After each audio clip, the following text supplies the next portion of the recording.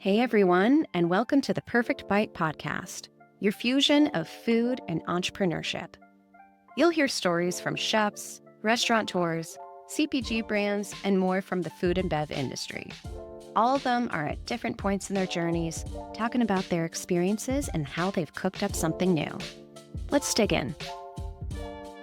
Welcome back to the Perfect Bite podcast. I'm your host, Sarah Perkins.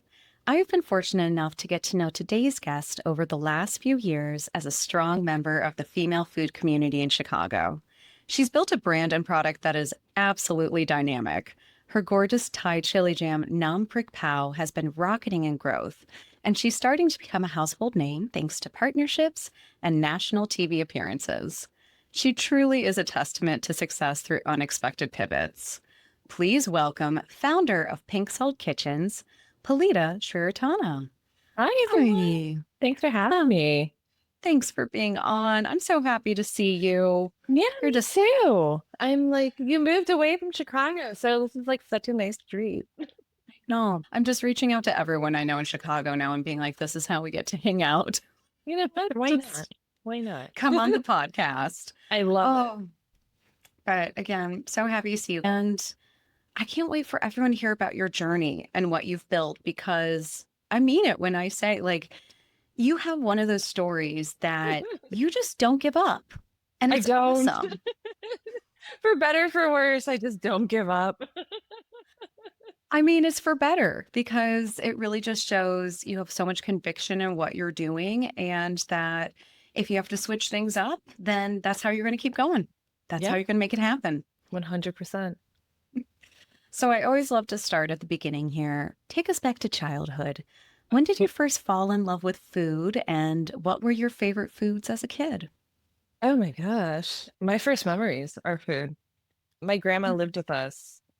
So I guess backtrack. I grew up in Central Illinois. My grandma came to help my parents raise my two brothers and I, and so she was with us during the day, so she would cook. And she just made like wonderful things. They would host parties in her basement. She'd make these egg rolls and she'd pick me up from school. So my first memories are rolling egg rolls with my grandma to The Price is Right. And then sadly, she passed when I was 6. And you would think like a normal 6-year-old, like, doesn't really know food, but I just remember kind of like, oh, she's gone and there's like this hole. But then I started getting like really curious. I'm like, oh, I kind of remember making the egg rolls. And then so when I was around 7 or 8, I was like, Mom, can you like buy cabbage?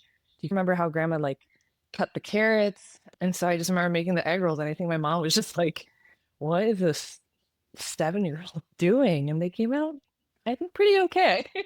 But other than that, I always cooked. Really can say that. I was always surrounded by food, always wanting to cook, even when I was very little. And it's amazing that you picked up so quickly to what we all know as adults, which is just how important family meals and those moments we have with our loved ones mean for us for the rest of our lives. Are you still making those egg rolls? I do for my nephew and niece. Yeah. I actually have 2 nephews. So one nephew lives in New York. And so every Christmas I make the egg rolls, even if the youngest one can't eat solids yet. I just want them to see it and to remember it. And I get so happy that I get to share it. And I think it brings a lot of joy to my brothers because they're a little older than me. Yeah. So they got to be with my grandma for much longer. So they remember it and they're like, this is like such a wonderful thing to share with them. Oh my gosh. And now it's Auntie Palita's I know. egg rolls, which is so cool. No, I get to be the aunt. I've only got 1 or 2 of those family recipes. And again, nothing like an egg roll. They are also from some Central Illinois folks. But again, it's great grandma Wenzel, so German side of the families. Yeah, just her pancakes. And it truly is just one of those 5-ingredient pancakes. So I've never bought a pancake mix in my life because it's just 1, 1, 1, 1, 1. It's almost like this Depression era pancake mix. And it always tastes so good. It just turns out well. It's not too fluffy. So there's some density. Sweet pancake? Yeah, like a griddle cake. Oh my God. And it's just, what is it? Flour, milk, 1 egg, baking soda, salt. It's perfect. And then you add in your little blueberries or anything else that you want. So that's the only one that we had typed out on a little index card that I've now got saved as a picture on my phone. Oh, I love Um, that. anyway, off of my tangent, No, but I love that. I think it's just like it's something so simple, but it's passed down and it just like connects to a certain memory, a certain feeling. And I think we remember a lot of how someone makes us feel. And for me, I remember that through food. definitely. So you grew up in Bloomington, Illinois. I So do. for folks, that is another college town in Illinois. And I am guessing you did not have a ton of great food around you outside of the house. From what I remember, there might be one pizza place that has some very interesting bread in that area. Oh, are we talking about Avanti's? Yes, Oh, Avanti's. Yeah, that's the Bloomington. one thing. That's the one thing you know, and you know exactly which one it is. Avanti's is what I thought was like Italian food.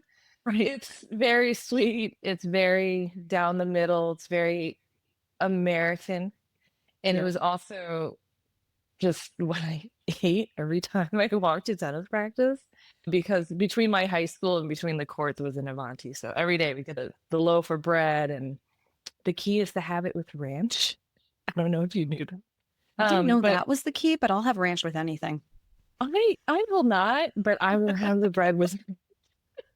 But the bread is a little bit sweet, so the ranch offers it like a little tanginess. But Bloomington, yeah, not other than being the hometown of Steak and Shake, is not quite the food capital. It is, however, the fast food highest.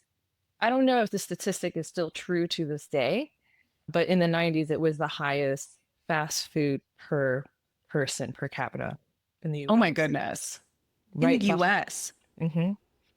And then I think Columbus is right behind. So Oh man, this is America. I love it. Yeah. So like if you drive, that's the heart of it. Yeah. yeah, if you drive down the main street, Veterans Parkway, you see like a Chi-Chi's, a Carlos O'Kelly's. You could rattle them all off. We had them all. Right. Then Steak and Shake. So, what was part of your journey that really led you to food? What made you say that going into a career with food ended up being the way for you? For me, I was obsessive. I mean, this story is going to go like two different routes. My parents were very strict and they wanted me to become a doctor. So I went down Mhm. that route. But while going down that route through much of my life, I spent every summer in Thailand and I would follow around my aunts. I was the youngest cousin. So all my cousins were like in high school and I'm like 10 years old following around my retired aunts. And they would just make these dishes and people would come home for the day from work or school and my aunts would just have this meal ready. It was a way that they showed that they Mhm. cared. And they knew because I was around that I was very curious. They were trying to teach me like, "Oh, your grandma used to make this," or "I'm known for making this in our family," like this elaborate tapioca starch Mhm. dumpling filled with like a sweetened cashew pork. So I was always just like, "Oh my gosh, this is so cool." And like I have nothing else to do during the day because, we didn't have internet. Wow, that ages me. And we had dial up. And I just loved it. So when I came back to the States, I wanted to recreate all of that. And in our Mhm. small town, we didn't really have like an Asian grocer yet. Actually, I'm sorry, we did, but it was just all of it, but it wasn't specified. Like different cultures, different countries have different soy sauce that comes out with a different flavor profile. And then I just became obsessive over it. I would research it.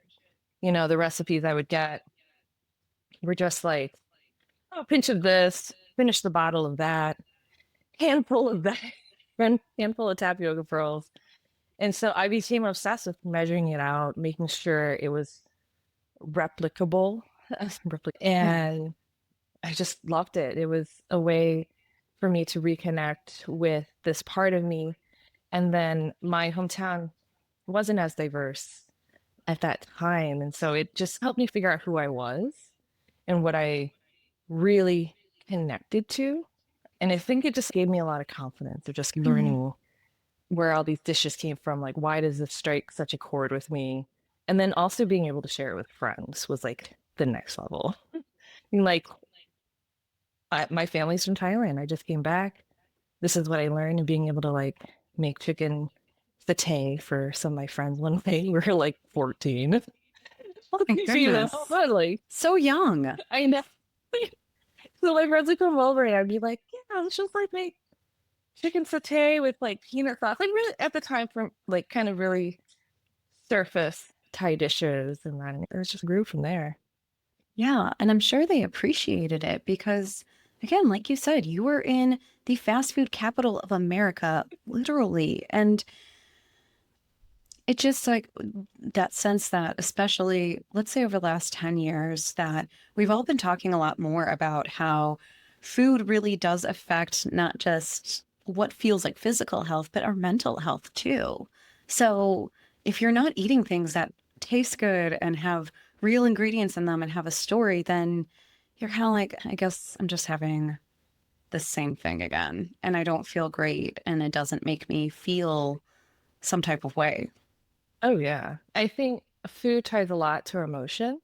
Yeah. And then also just being able to get good food of what is in our budget, what is reachable, what is accessible goes a long way. Yeah, just also I don't want to knock fast food. I Don't mean, get me it's a wrong. good it's a good treat. It's a good treat. It is. If you've ever had Steak and Shake, if anyone's listened to it, it's amazing. Oh yeah. Oh yeah. Trust me, like my man in the other room here, if he heard us talking about Steak and Shake, he'd pop his head out like, I've been to every Steak and Shake from Oh here my to God. Michigan. Oh my God. I We'll was just born get across road the street. trips. I was born Pretty across the much. street from the original Steak and Shake. And I don't know. again, It's just so silly. it's good to have a treat. It's a good, again, quick diner-esque type of place to go to, but it's not the same as The home real cooked meal. culture. Yeah, yeah. And also just like whatever, cooking from the heart, I think Yeah. is like the most important thing, even if it's just something as simple as mac and cheese or I don't know. I think our standard of cooking is always like our mom's cooking, our grandma's cooking, Mm. or that person in our lives cooking. Like that becomes like our benchmark for all the things that we enjoy later. Yeah, absolutely. So, what was that moment? You say that you're on that route, you're saying, okay, I'm probably going to medical school. Where was the shift? When did it happen?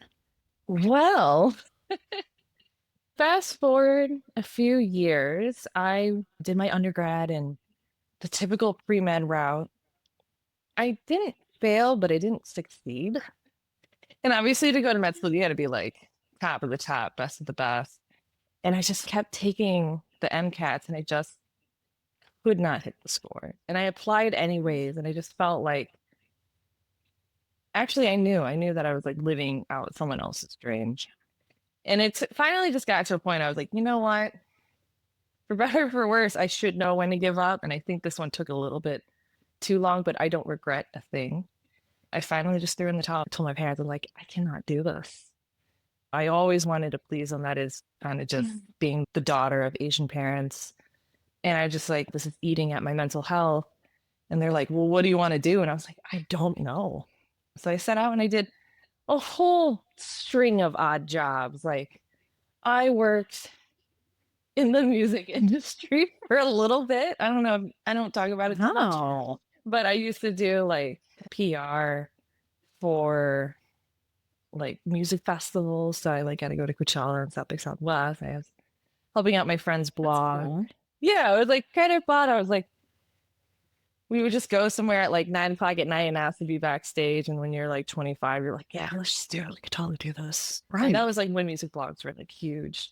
And then after that, I worked in luxury travel, and kind of like on the marketing front. So it's kind of like starting to piece together like catering and really just bringing together this wonderful customer experience to private aviation. And I did that for like 2 or 3 years. And then I Mhm. even went to business school for like 2 semesters.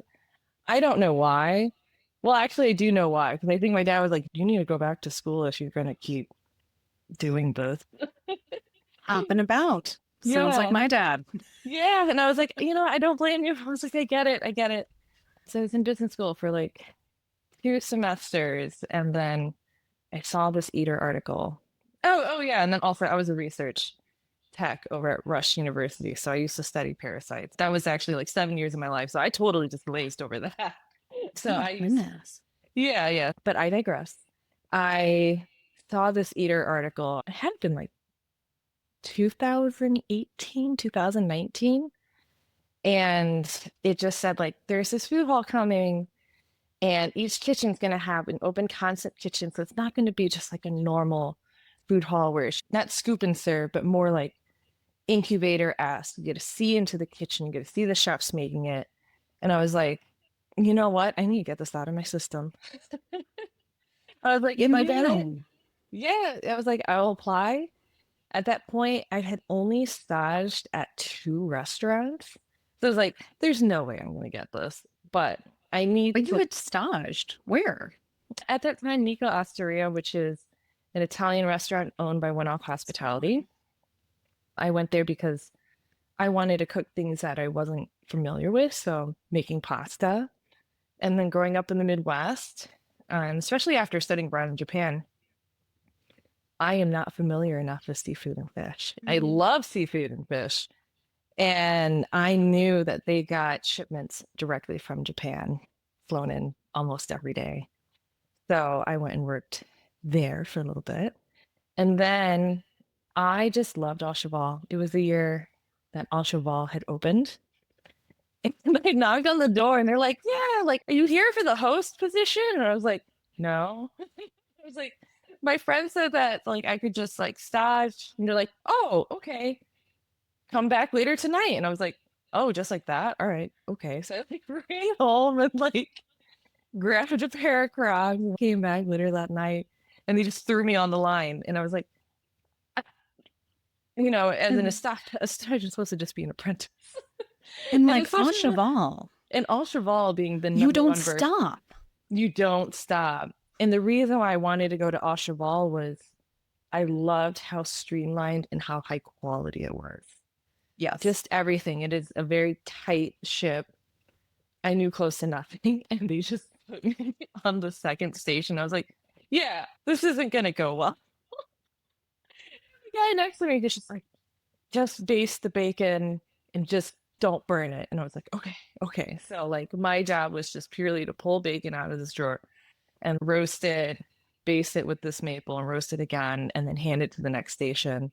And then on occasion, someone would order soup, and then so I would cook the soup or heat up the duck heart gravy, which is the hidden gem on the menu. It's foie gras and eggs with duck heart gravy. If it's still there, it is a must.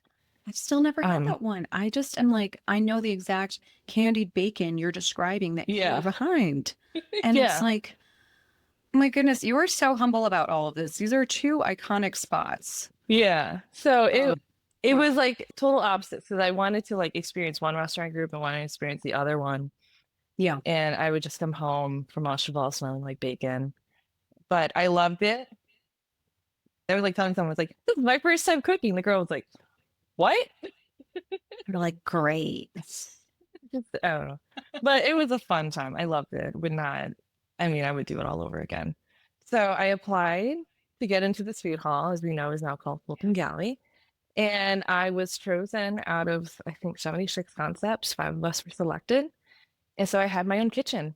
The other 4 were veteran chefs. One was the CDC Republican, casual.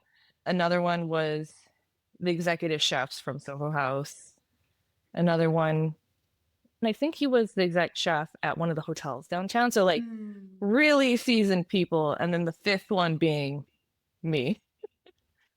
And at that time, I had a food blog that I just purely kept so that I knew all the recipes and kept the measurements. And Yeah. it was just like mostly for me. So I would share it with my friends. And that is what I used to leverage getting that food stall.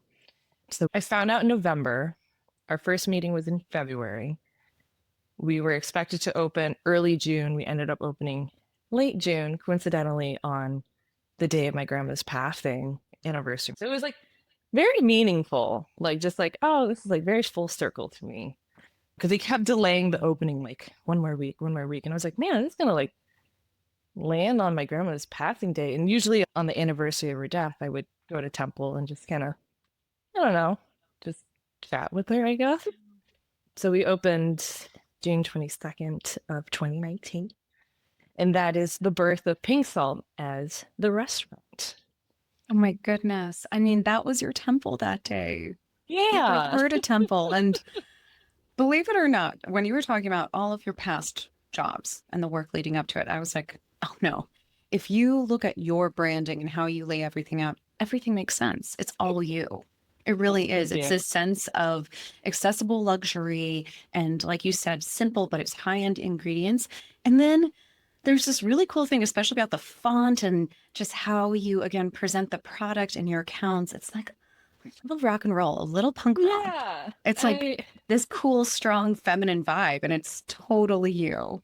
It has to be very all strong. you. Thank you. And the irony is my favorite color isn't pink. Oh.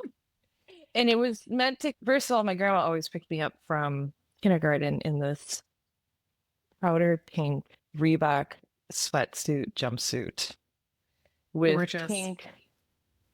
My grandma didn't have many designer things, but she had these like pink YSL rose colored sunglasses that she would just show up just drenched in pink. And it was a vibe.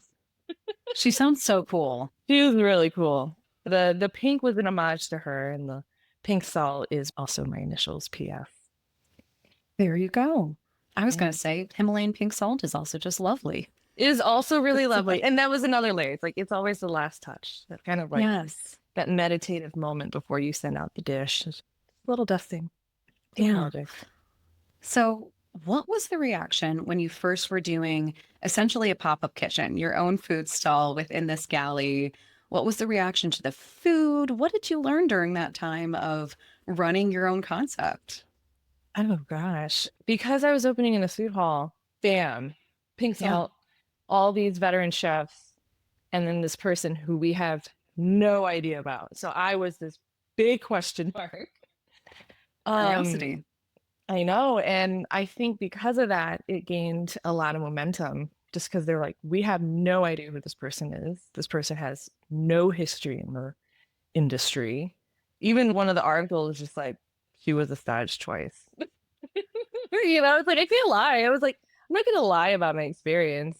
It's like, I'd only been a stage twice. And so I set out to find a sous chef that knew how to run a kitchen like that. I barely knew how to run a business, let alone a kitchen, but at least I could find someone to run a kitchen and that will help grow the business. And so I found Dylan, my first sous chef, who was absolutely wonderful. He was a long-standing line cook at Cafe Mary John, if people remember that place. Yeah. And so I had all the dishes, all the recipes, and Dylan helped me streamline the process. So we made sure that you ordered food and the food came out in like 10 minutes. You know, like it's a big deal. Thai food is very nuanced. It can be very cumbersome. And I think the initial reaction was just, wow, like we have no idea where this came from.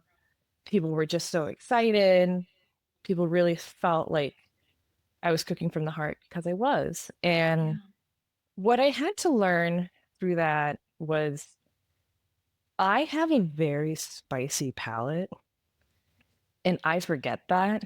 And I'll just get so excited to cook. And I'm just like, yeah, I'm cooking for myself. And then I like dump in all these chilies and I'm like, that might be a lot. And it took. You're like these poor Midwesterners. And they're sweating. I was like, we gotta have stepping stones to get to this point. And just the initial customers were just like, this is way too spicy. Our first Yelp review was a 1-star. We had to remake this girl's dish like 3 times and she was not happy. And I don't blame her. But it took a lot. What I ended up having to do is train my team, meeting people where they're at. That doesn't mean necessarily diluting my cuisine or my food, but just understanding like, oh, hey, I appreciate for you even just coming here to try it. But like, let me educate you a little bit. I'm willing to take on that. I don't even want to call it burden, but it does take on some extra energy. I don't think I should be the ambassador to Thai food or anything, or be the educative mouthpiece for it. I just choose to be like, tell me where you're at and like, let me explain this dish. And if you like it, you like it. If you don't, thanks for trying. And so having our cashier talk to each customer, you know, like this dish is spicy. It's good if it's spicy. If you don't want spicy, go with the other dish. And then honestly, after that 1-star Yelp review, it became notorious. I think it like blew up on Instagram at the time.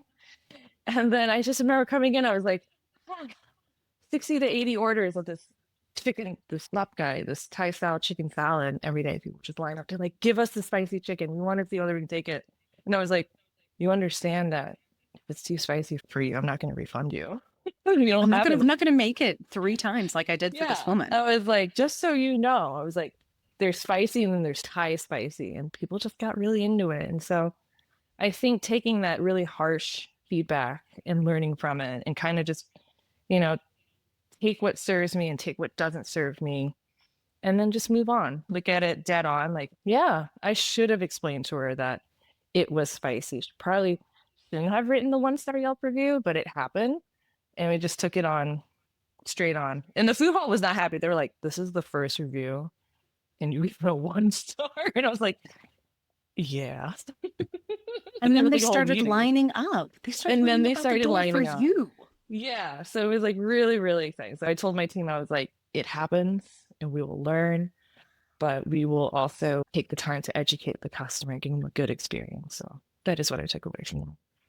I think it's brilliant. And to make a little pun here, she set your business on fire. She did. Here she was thinking she was going to bring you down. And you said, okay, that's fine. Here's the fuel. I like how it became a challenge for people. And that's really the way of turning something on its head and saying, it doesn't have to be just this horrible experience and you lay down after that. It's like you said, you learn from it and you can make it something fun. Oh, yeah. I dreamt about opening Pink Salt essentially my whole life before it even had a name. So a 1-star Yelp review is not going to set me back. Did I? No. Sit in my feelings for like 3 hours that night and think about like, how am I going to tell my staff this the next morning? But I'm glad we came out of it. So yeah. You did. And you did it so well. Now, you're reaching a point in time where we all know suddenly something loomed that affected everyone. Yeah. So COVID came. Yeah. I was going to say, you're talking 2018, 2019, and suddenly, as we know, it hit. So we closed just before COVID fully hit, but we knew it was coming. I knew Seattle at that point had been hit. And then just running one concept under one roof, one restaurant concept under one roof is really tough, let alone 5. So there was just a lot of needs that weren't met, and it was a good stopping point. And I remember when they announced it, they told Eater before they told me, which was like a little odd, but I kind of always getting the scoop. I know. It was kind of odd. It was sad to see all this come to an end so abruptly, but I also reflected in those, we were only open for 6 months. So in the 6 months, I was like, I accomplished so much. I made the food I wanted to make. I did not back down. I overcame some hurdles. It was an investment to open it, but I would have done it all over again. The model was that they took like 30% of revenue. So the initial investment wasn't anything crazy. So it was like, this was a great experiment. This was like real, like this to me was like better than business school. Like this, I learned so much. And with it ending, although very sad, it gave me time to revisit just like really cooking. I was like, oh, wow, now I have time to go and gain that knowledge that I didn't have time to get before it because I was so focused on like filing the LLC, getting all this and getting the restaurant ready, doing all the interviews and just streamlining the menu. But I was like, but now can I actually call myself a chef? Can I go somewhere and just be like, I want to learn? And it gave me that chance to finally do that. Wow. So what happened then in that moment? You've had to say goodbye to this iteration of Pink Salt, but something really beautiful came out Yeah. of it. And this is around the time that I met you and got to know you. And Yeah. So I it's did, been some time. that's crazy. Yeah. Oh, time really flies. So I did this separate club called Room Service, and we were Mhm. all trapped at home. It was at this point where everybody was getting takeout. You Yep. can dine in restaurants. And I just wanted to have this beautiful experience at home. And I approached room service as just like one giant art project. And so essentially I made like all these like meal kits of what we call in Thai ahan jandio. So one plate meals. Typically Thai food is family styles. You order like 6 things. But here we all are stuck at home alone. And what better than to fantasize being at a luxury resort and you ordered room service and it comes to you and it's beautiful. Whereas takeout is like, oh, it was delicious coming out of the pan, poured into your plastic box, and then you get it, and all the vegetables are wilted and it's upside down. Yeah. And so room service was a way to think about that. It's a little touristy, and that was like the whole kitschiness of it. But think about like a pineapple fried rice with like really delicious shrimp and crab over the top. Or I did all the components for a papaya salad and invited the guests to kind of just like mix it. And then all the menus were drafted to look like a room service menu. But underneath each item was the 3-step preparation to put that dish together. So I think people took a lot of joy in piecing the dishes together and then really engaging with their friends. And it was supposed to be like a meal kit. So I was like, there's 6 different options. This should last you a week, you know? But then we launched that and it sold out in like 7 minutes. So I added more and I was like, shoot, I got to call back the rest of the team. Is they're going to be okay with this? And then it just took off. And as people were ordering, I really wanted to separate myself from existing Thai restaurants, not to knock on, they're absolutely delicious. You have the staples of like curries and noodles, but it's like, why go through all the hassle to order through a pop-up and wait online in this queue when you can just like open Grubhub and order Thai food? It's like, we have to make ourselves different. And it gave me the time to go and be like, there's this Thai regional cuisine that I really want to dive into that I didn't get the chance to like fully test out. And so this was the perfect scenario for me to like, I'm going to make that curry paste. I'm going to make that sauce. And then, so you make all this curry paste and sauce and the customer enjoy it, but then they'd be like, can I have some more? And so one of the first ones was Nam Prik Pao. And so I just started putting in like souffle cups and I was like, just take it, enjoy, have it with eggs and rice. If you want it spicier, put on more. Yeah. Yeah. Build.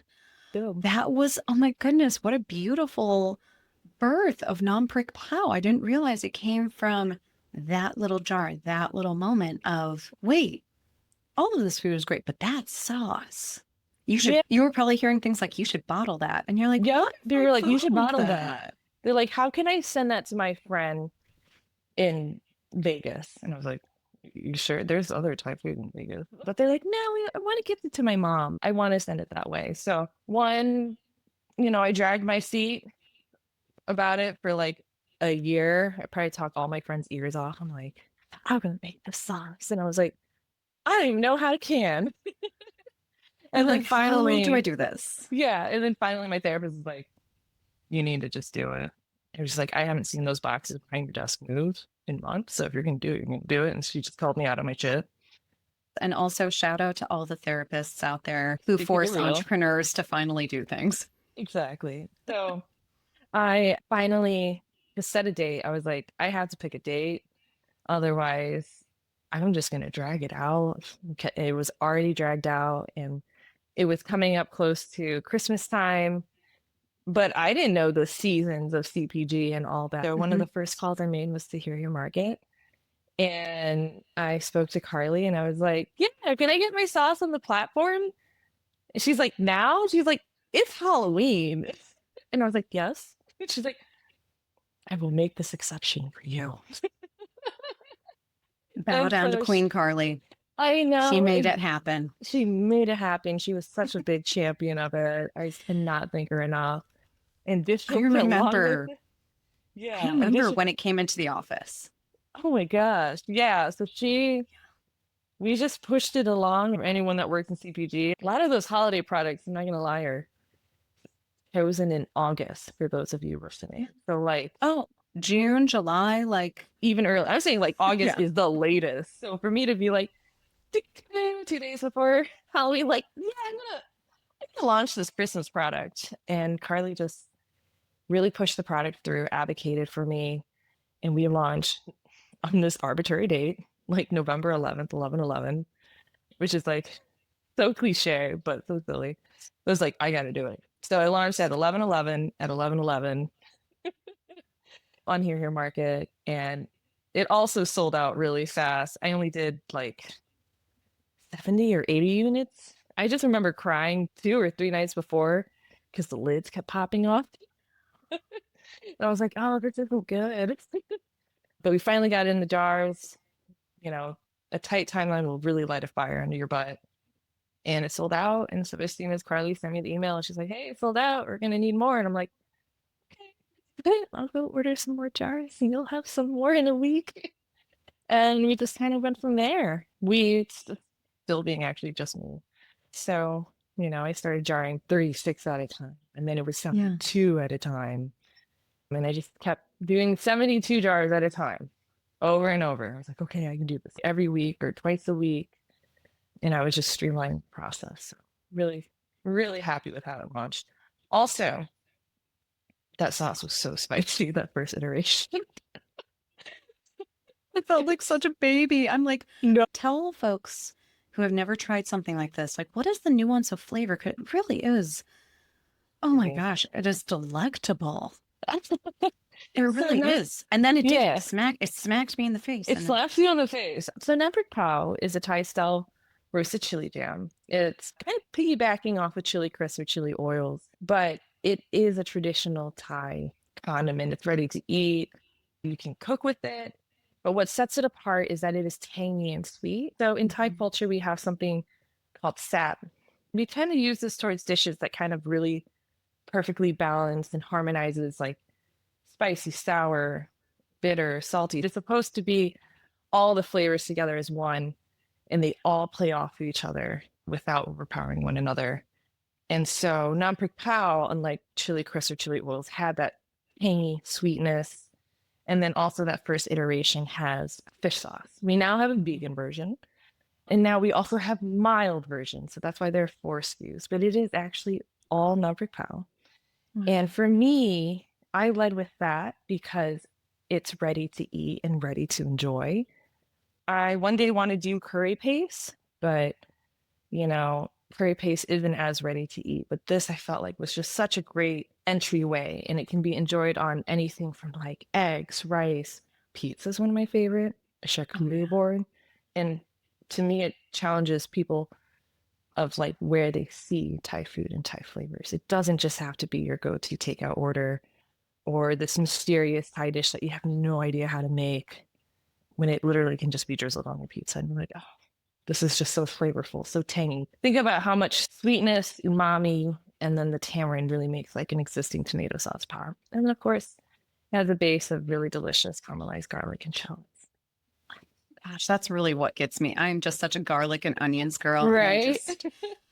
like you said, I love there was every single flavor when I first tried it. And every time you do, I should say. And it is beautiful. I love that we're entering this era, or have been for some time too, that we're all so excited and so proud of all of these really cool pantry staples. Oh, yeah.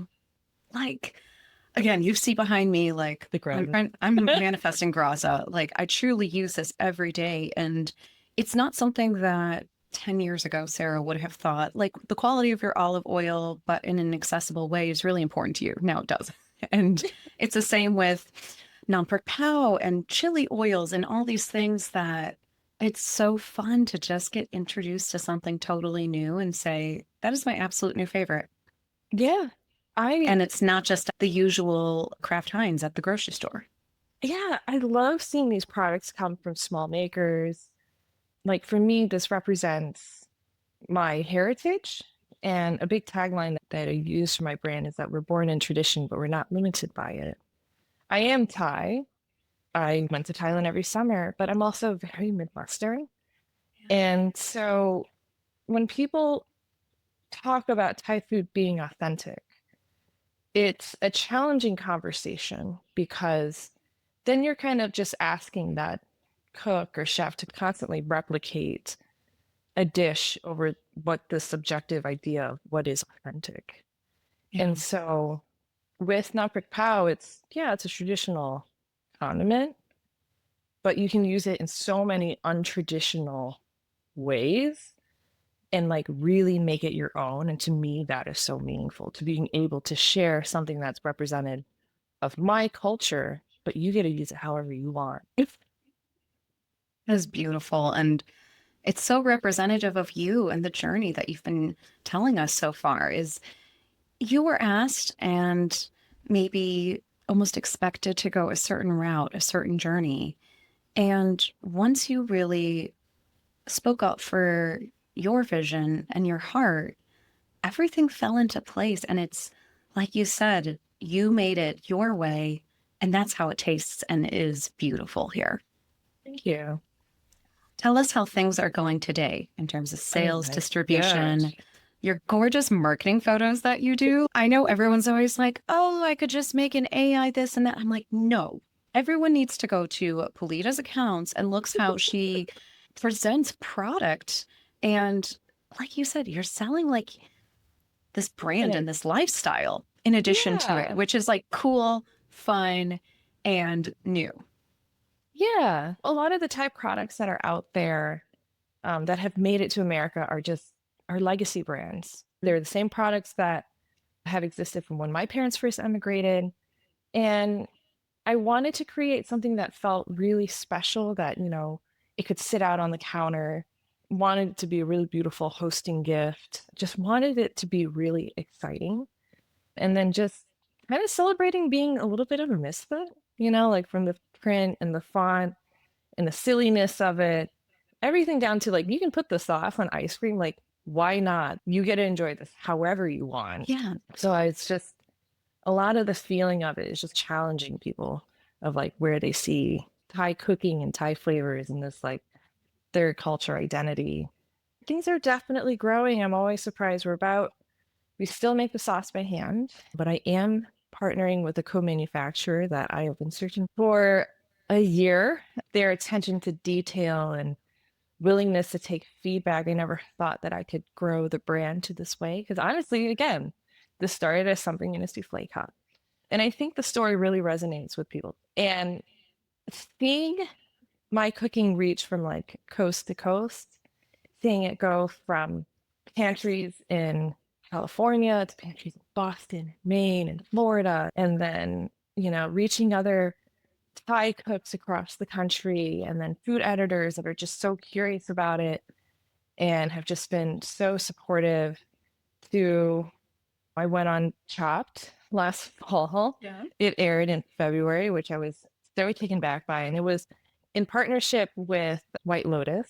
So it was like very cool. It was like a Thai themed episode, and we talked about Nam Prik Pao, and it's just so special to see that it's creating this kind of like whole movement of people just enjoying this and engaging this and making it a part of like their daily ritual. And with distribution, we're just going like step by step, and I just have to like believe in myself because all this CPG is very capital intensive. I'm still 100% bootstrapped. It's been growing really organically. I've gotten some grants from the city and been pitching to local programs, hopefully a few grocery stores throughout Chicago. I can't say which one yet, but we are also currently in fresh time. So it's just been building momentum. I want to be here for a long time. And as you know, some people will know that I won the award for Foxtrot and lost Foxtrot, sadly. But again, turning lemons to lemonade, you just keep moving forward with that momentum. I think people remembered when we lost that, and people were so quick to support. Yes. And what about those challenging moments? Did you end up seeing a big spike after Chopped? I mean, again, you're on an intense cooking show competition. I've also seen you to give folks maybe a little bit of a combination of food and startup background here. there is a lovely conference that has started in Chicago for the food and bev industry called Utility Show. And you had to prepare for this in a really interesting way. I've seen a million tech startup pitches in the past, right? And I've been part of them myself. And you've got a couple of slides on a slide deck, you've got a certain amount of time. That's the first time a judge typically sees any information, ready, set, go. Now, you had judges like Kevin Bean of Boca and Tom Colicchio, the judge of all judges in this world. Oh my God, he And roasted me so hard. he's a tough cookie, but He you know what? is. I think he has a discerning eye, and I think no one was putting you down. And it was so interesting because they did all have a packet of information you had given them ahead of time to help inform questions. So that's my long-winded answer of saying for these intense moments you've been a part of, especially in person, where you're putting your heart on your sleeve, your product on your sleeve, what's the preparation like, and how do you take that and move forward with it? No, no one's going to know your product better than yourself. Yeah. And I can only do these things if I'm proud of the decisions that I've made. I ultimately did not win that, which was totally fine. The money prize was in exchange for equity, which I think a lot of people Um, didn't realize that. be Um, careful. yeah, got to be careful. But it gave me a lot of feedback. That was like my first like true pitch. And I was just thinking, I was like, man, this has been a year. I've given over a dozen pitches since then, which is crazy. Like I have 2 pitches lined up for next week, which is so awesome. That popped my pitching cherry. And it was so nerve-wracking. I was like sweating and all, you were in the crowd. Like I was like I was just celebrity right judges. there, and I was like, I'm Oh sorry, God. Tom Colicchio Yeah. I was is like, like, hi, I've appeared. and they're asking great questions. And I really thought about those questions after. And I think it just made me a better, you know, it made me think through my pitches more. Even now, when I think of pitches, I think about some of those questions because those are legit. What would I do with this? This is how an investor thinks. But I have worked jobs that I don't love. And I love what I do so much. So to sacrifice any shred of that for this, I'm not going to take it. And that's kind of like my guiding light of that. Like, I don't know, I'm stubborn at this point, but I need to always be proud of what I do because then why am I doing this? Exactly. Exactly. I can pitches and like anytime you talk to an investor or a mentor to like being a piece of coral, I like thinking like you hold in and you allow in the nutrients and you filter through Mhm. anything else. Yeah. Allow it to pass through. That you're like, I understand where you might be coming from. That doesn't totally feel in line with me, but thank you. Yeah. Sometimes you just have to think about like, oh, why do they have that perspective Yeah. of my business or of my product? Is there something misleading in my marketing or my messaging? Or maybe they didn't get it, or maybe we just have different perspectives and you just let it Yeah. pass through and that's it. Just take it for what it is. I appreciate that. So you're doing such an amazing job. I know I'm saying that like Chris Jenner here. I'm like, you're doing amazing, sweetie. And Thank you. we are in this, again, really interesting time, to say the least. Mhm. What are you doing to prepare for the future? We're Oh unsure gosh. in a lot of ways. What's coming, food, bev, hospitality, and agriculture are being particularly hit in terms of regulations, whether we have tariffs one day or not, whether we're just going to see just a lot of things like locking down is what it feels Yeah. like. Yeah. So, what are you and your team and the brand and the community doing to? I always like to ask everyone, what are we doing to suit up so that you can Gosh. keep pushing forward and you can have your mission and vision continue to come to light? Yeah. With the tariffs coming, my product is made in the US, Mhm. but my ingredients come from Thailand, and Thailand got hit with a 36% tariff. We just have to be more efficient, being honest with our customers, being transparent. I don't know. It's maybe to some people it's a small following, but we have a very engaged following, which I am just so fortunate about. But I think just being clear and honest with what we're going through and people want to support. I used to think that I would expand aggressively this summer because that's like the excitement of CPG. That's what's so sexy about a startup and getting investment and all of that. And I had to just take a step back. And it's like, again, I want to be here for a long time. So just slow and steady growth. And to me, it means the world to make sure that my team will be my team for as long as they will let me have them as we navigate this time. So, not so much of a rapid expansion, but a slow and steady growth, which is kind of like the opposite of like other CPG products. But for where I'm at right now, we continue to grow sustainably. I'm still proud of everything that we do. And I still love all the faces that I work with. So that is what's going to hold us for the next few months. And then if things lighten, I just don't think maybe I'm hopelessly optimistic, but I just don't think it's going to stick because everything's going to come along. Otherwise, there's just no way we can survive as like a country in this. Yeah. So just hoping to write it out, just hoping to just make sure that I can keep as many of my staff paid for as long as possible. And then when it comes time to hit the gas, I'll know when. Yes. And your foundation is going to be so strong. That's the hope. Yeah. Yeah. And I'm with you too. It's keeping up a sense of optimism through difficult times, has whatever those times have looked like before has all gotten us through. And so that's where maybe my delusion keeps me moving forward. I know. Like, you always have to be like, it's a dreamer's brain mixed with It is. an It is. MBA on the job. Yeah. It's just like every day is a new learning point. You just got to keep believing in yourself because if you're not a little bit delusional, not everyone can do this. And if it's been done before, then this would have been easy. You know, And it so would, I always remind myself that like this has not been done before. And if it has been, then I would love to learn from their experiences, take it on. that's sweet. And your version is still different. Yeah. Yeah. So, a few last questions here before we get to the world's best and hardest question. Okay.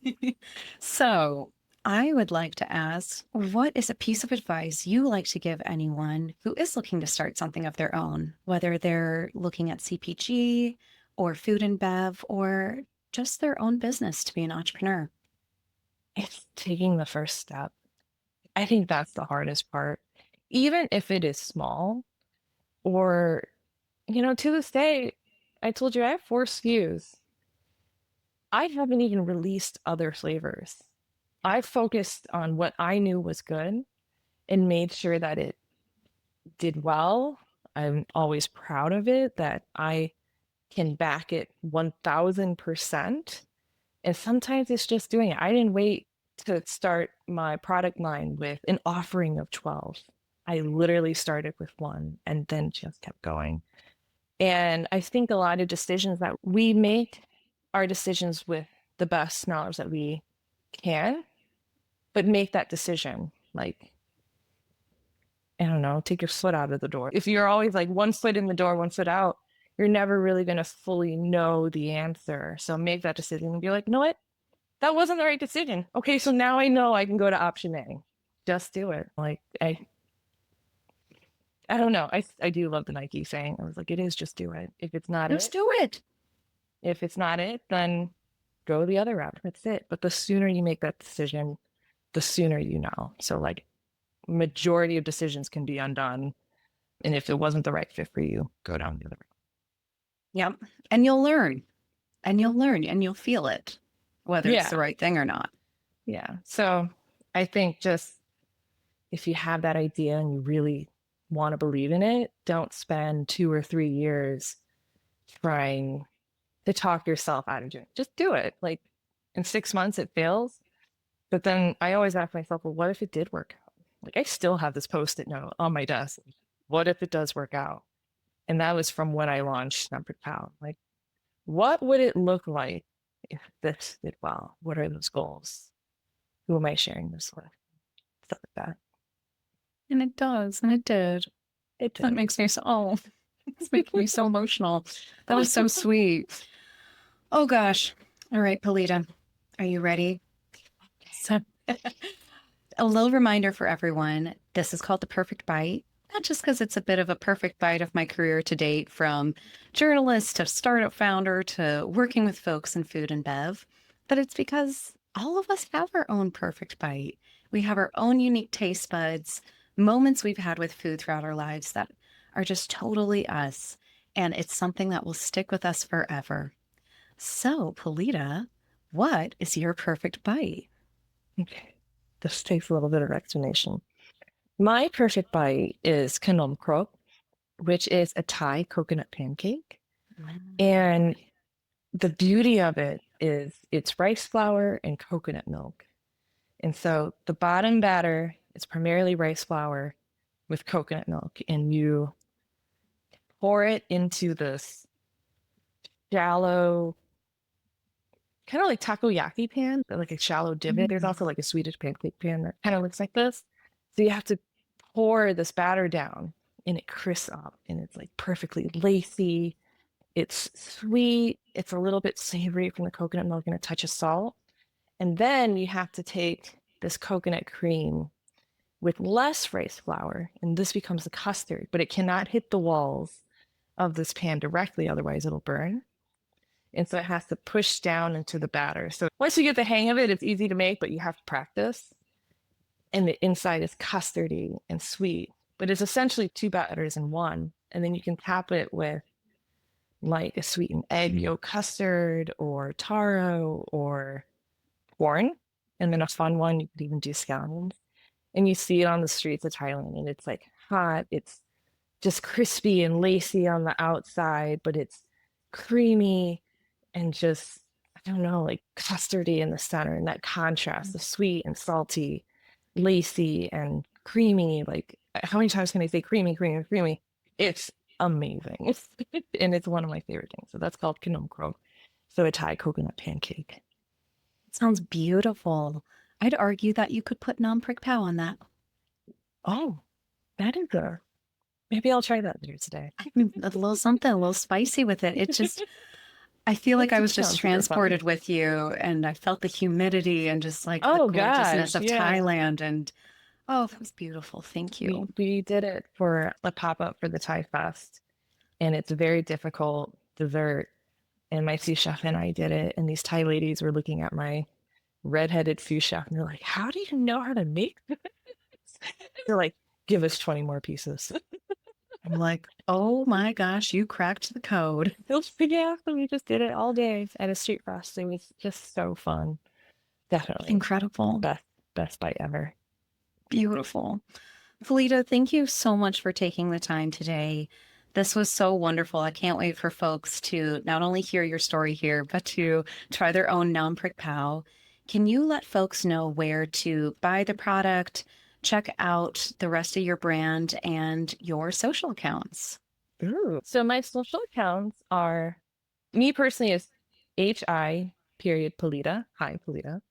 The business account is Pink Salt Kitchens on Instagram. And then to buy the product, you can either buy it at hereheremarket.com and also shop some of my friends' products like Tasting India and all these like other delicious, wonderful brands and Carolyn's Crisp, or go to my own website where you can see all of the Nam Prik Pao iterations at pinksaltkitchens.com. Fantastic. Palita, thank you again. And a huge congratulations to your next journey, who will join us soon in the world, little baby. I hope you're feeling well. And just can't wait to keep connecting with you and following on your incredible journey here. Thank you so much for having me on here. It's been such a pleasure. Well, folks, thanks again for listening in. And this was Palita Sriratana's Perfect Bite. Thanks for tuning in to The Perfect Bite today. You can listen to future episodes on Apple Podcasts, Spotify, and anywhere else you listen to podcasts. Thanks in advance for subscribing, rating, and reviewing. You can follow The Perfect Bite on social media at Perfect Bite Pod. Now go get something good to eat.